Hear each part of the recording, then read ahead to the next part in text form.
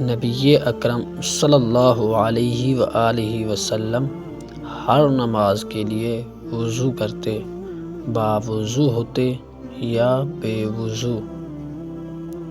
نبی اکرم صلی اللہ علیہ وآلہ وسلم نے فرمایا، جو وضو پر وضو کرے گا اللہ اس کے لیے 10 نیکیاں لکھے گا۔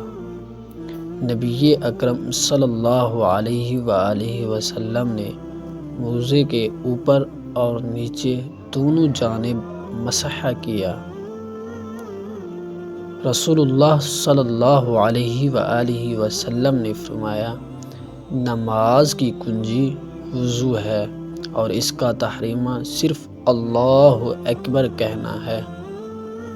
میں نے رسول اللہ صلی اللہ علیہ وسلم نے فرمایا، جب تم وضو کرو تو انگلیوں کا خلال کرو۔